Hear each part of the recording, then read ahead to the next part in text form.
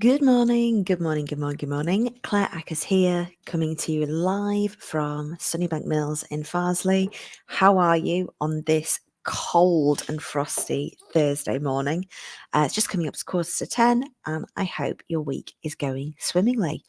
Oh my gosh, it's cold today. It is absolutely freezing out there. Do you know what, actually?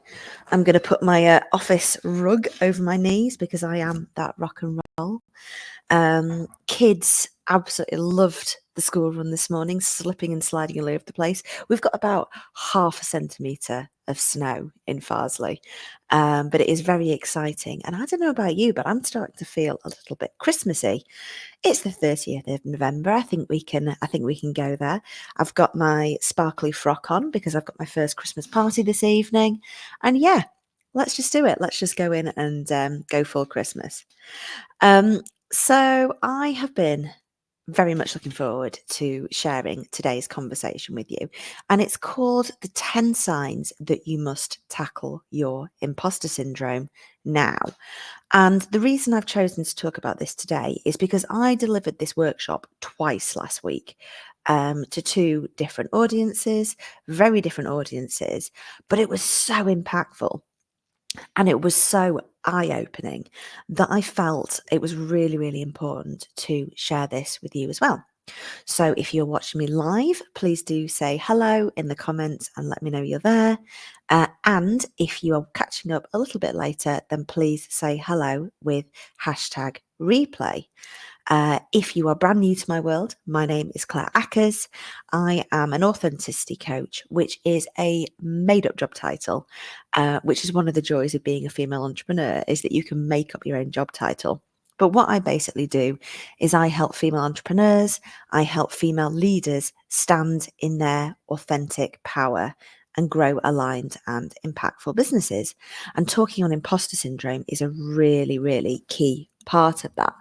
Um, I have been teaching on imposter syndrome since 2007, and I have helped hundreds of people, mainly women, 90% women, but a lot of men as well, deal with their imposter syndrome. So I feel like I can talk on this topic with some authority. And yes, the irony of saying that is not lost on me. So, this is the 10 signs that you must tackle your imposter syndrome now. I invite you to go and get pen and paper and play along and just make a note of which ones that resonate with you. And do please reach out and let me know if you get a full house, if you resonate with all 10 signs of imposter syndrome. Sorry, quick sip of coffee there. Okay, so these are the 10 signs that you must tackle your imposter syndrome now. So, number one is you feel like a fraud or a phony. You feel like it's only a matter of time before somebody taps you on the shoulder and says, sorry, excuse me, there's been a mistake. Who the hell are you? And tells you to go and get back in your box, essentially. So that is number one. You feel like a fraud or a phony. Number two is you attribute your success to luck, or to being in the right place at the right time, or to being part of a tick box exercise. They needed to get a woman in a senior position, and so you just happened to be in the right place at the right time. Or maybe it's nepotism. You knew the right person, or somebody liked you. Basically anything but having earned it. Hopefully that makes sense. So number two is you attribute your success to luck. And I just want to invite you to have total honesty with these signs, because it's like a sat nav, isn't it?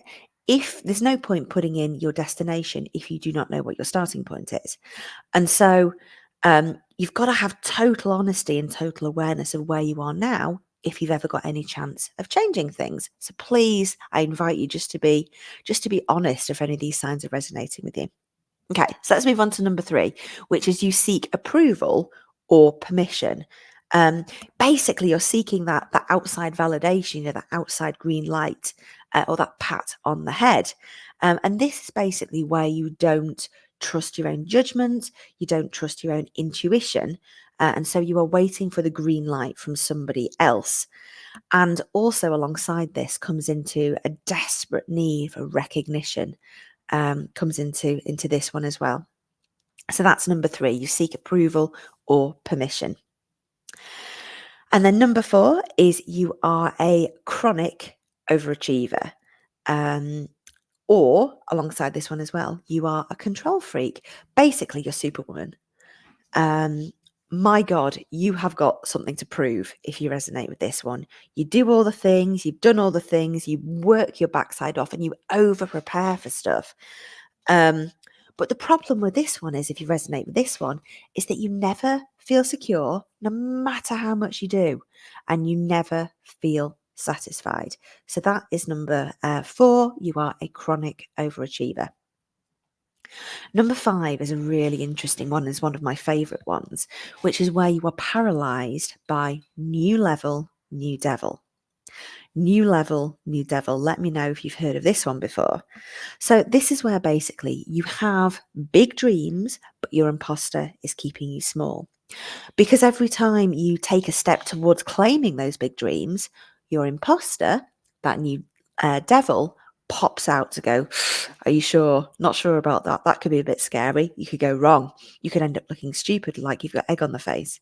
So every time you strive to reach a new level, a new devil, a challenge, an obstacle, your saboteur, it pops up to block you and keep you in your comfort zone. So that's number 5.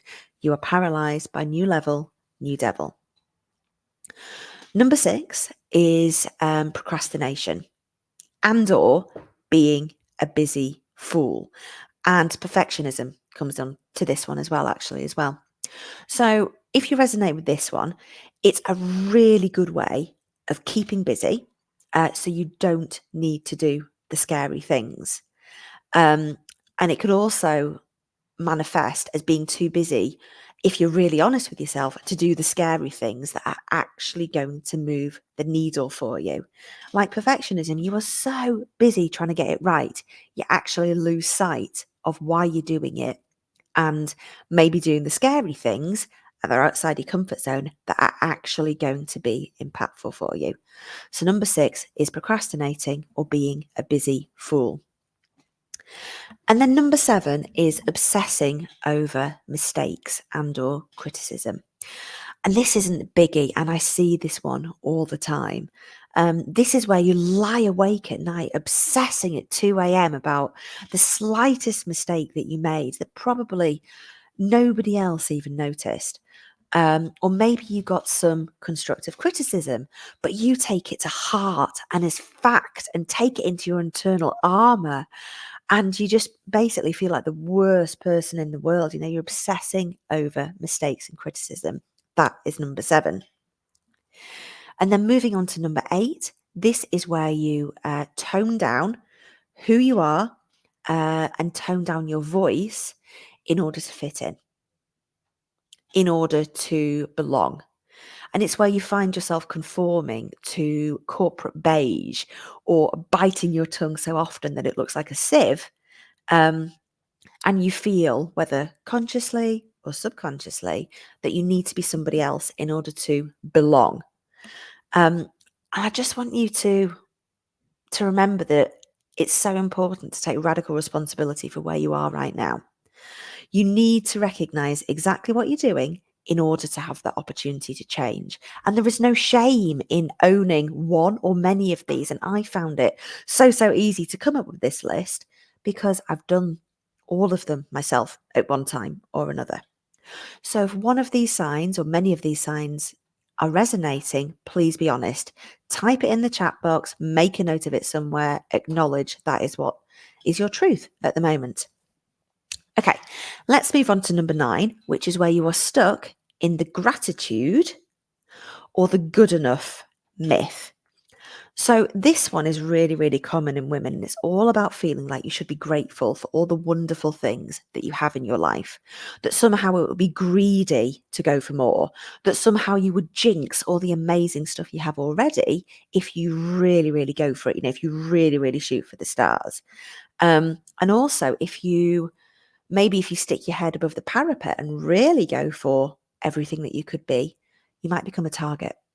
And people will realize who you really are and your flaws, that you're actually a fraud, i.e., you are that imposter.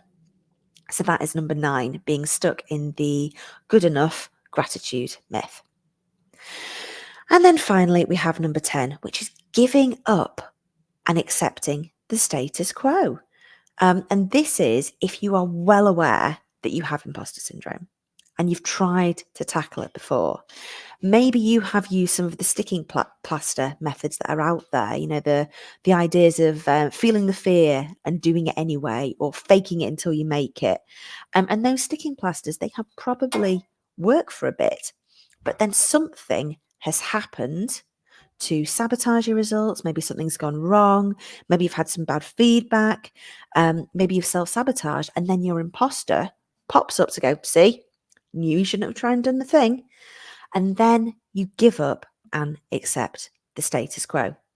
Now, 82% of women in the most recent study struggle with imposter syndrome. And so you think, well, there's no point in fighting it. I'm in good company. I want to be part of the 82%. And there's a safety, right? Isn't there? There's a validation in being part of that herd. You think maybe that it's just something that you need to give up and accept is just part of who you are.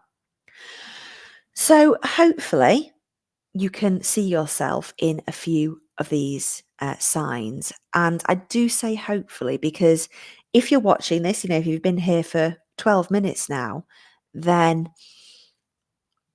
something in you is recognizing that enough is enough and it's time for you to do something about this. Did you get a full house? If anybody got 10 out of 10 signs, please do reach out and let me know.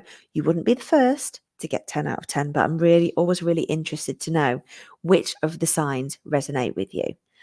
But the key message I want to leave you with today is that these signs, they're not your fault.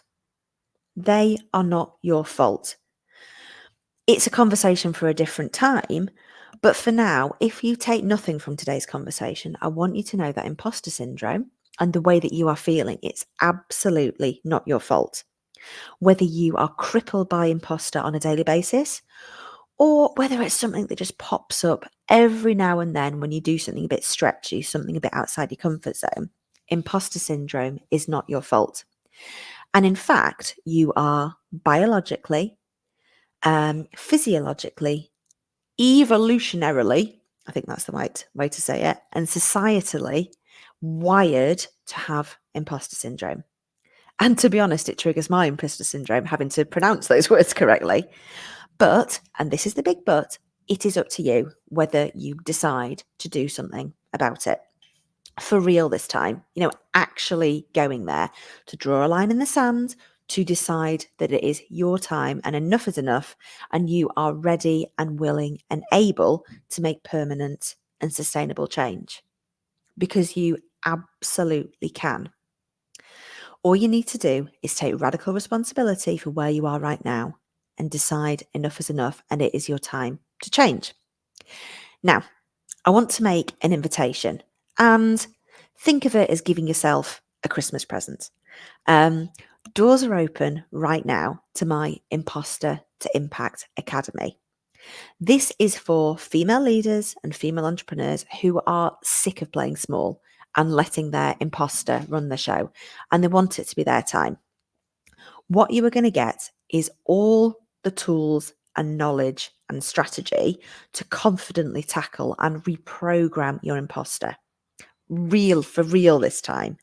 So you're going to be able to enjoy your success and be confident and clear in how you show up. You're going to get the confidence to do the thing, whatever that is in 2024. You're going to stop apologizing and settling for what you think is available to you. And you're going to know that your face fits and that you belong and that it's safe for you to be visible and be all that you can be. I've been teaching this stuff since 2007 and I have helped hundreds to date, and I know that I can help you too. There is a link in the notes to find out more and book your call with me. Doors are open right now, but they are not going to be for long. So please, please, please grab this chance. Let's have a chat and find out whether the Imposter to Impact Academy is a good fit for you. All right, that's it from me. Thanks for being here, and I'll see you soon.